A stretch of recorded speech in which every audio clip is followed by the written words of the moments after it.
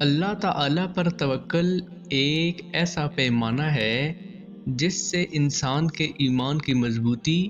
اور کمزوری کا اندازہ لگایا جا سکتا ہے۔ مثلاً جتنا اللہ تعالیٰ پر بھروسہ یا توکل مضبوط اور پکا ہوگا، اتنا ہی انسان کا ایمان مضبوط ہوگا، اور جتنا انسان کا اللہ کریم پر توکل کمزور و متزلزل ہوگا، اتنا ہی اس کا ایمان کمزور ہوگا۔ اللہ تعالیٰ اپنے بندوں کو حکم دیتا ہے کہ وہ اس پر بھروسہ کریں، اور اس دنیا میں دو طرح کے لوگ ہوتے ہیں۔ ایک وہ جو صرف اسباب پر بھروسہ کرتے ہیں، یعنی اپنی طاقت، اپنے مال و دولت اور اپنے علم و عقل پر، اور وہ لوگ اپنی کامیابی کا صلہ بھی انہی چیزوں کو دیتے ہیں، لیکن وہ یہ چیز بھول جاتے ہیں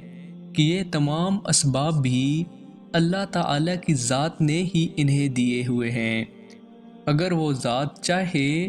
تو ان سے سب کچھ پل بھر میں چھین لے، اور وہ حسرت سے ہاتھ پیر مارتے رہ جائیں۔ اور دوسرے لوگ وہ ہیں جو اللہ تعالیٰ کی ذات پر بھروسہ کرتے ہیں، لیکن ان میں بھی دو طرح کے لوگ ہوتے ہیں۔ ایک وہ ہوتے ہیں جو اسباب کو اختیار کیے بغیر اللہ تعالیٰ پر بھروسہ کرتے ہیں، اور دوسرے وہ لوگ ہوتے ہیں جو اسباب کو اختیار کرنے کے بعد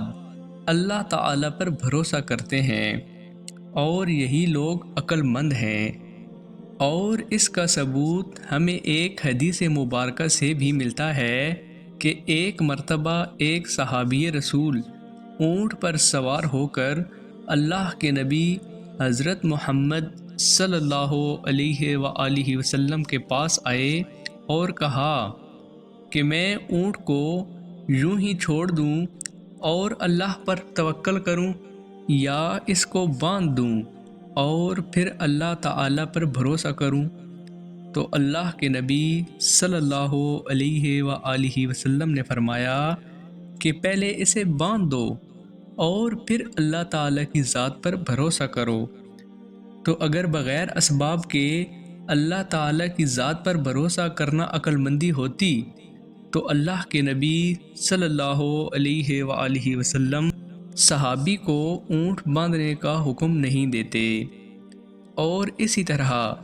ایک اور روایت ہے کہ جو شخص اللہ تعالیٰ پر اس طرح توکل کرتا ہے جس طرح اللہ تعالیٰ کا حق ہے، تو اللہ تعالیٰ اپنے اس بندے کو پرندوں کی طرح رزق دیتا ہے کہ وہ صبح کو خالی پیٹ اپنے گھونسلوں سے نکلتے ہیں اور رات کو بھرے ہوئے پیٹ لوٹتے ہیں۔ اس روایت میں پرندوں کی مثال دی گئی ہے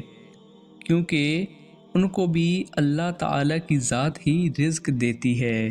لیکن اس کے لیے ان کو بھی اپنے گھونسلوں سے نکلنا پڑتا ہے، اور اسباب کو اختیار کرنے کے بعد اللہ تعالیٰ کی ذات پر توکل کرنے کا ایک بہت بڑا فائدہ یہ بھی ہے کہ جب انسان کو کامیابی ملتی ہے تو وہ تکبر اور غرور کی بجائے اللہ تعالیٰ کا شکر ادا کرتا ہے، اور اگر اس کو ناکامی ہوتی ہے تو اس کو افسوس نہیں ہوتا۔ ان سب باتوں سے یہ واضح ہو جاتا ہے کہ ہم سب کو اللہ تعالیٰ کی ذات پر کامل بھروسہ کرنا چاہیے، کیونکہ مومن وہی ہوتا ہے جو اللہ تعالیٰ پر بھروسہ کرے، لیکن ہمارا توکل ان پرندوں کی طرح ہو جو اللہ تعالیٰ کے عطا کردہ رزق کو تلاش کرنے کے لیے اپنے گھونسلوں سے باہر نکلتے ہیں۔ اللہ تعالیٰ قرآن مجید میں فرماتے ہیں وَتَوَكَّلْ عَلَى اللَّهِ وَكَفَى بِاللَّهِ وَكِيلًا، اور اللہ پر بھروسہ رکھو اور اللہ ہی سب سے بہترین کارساز ہے۔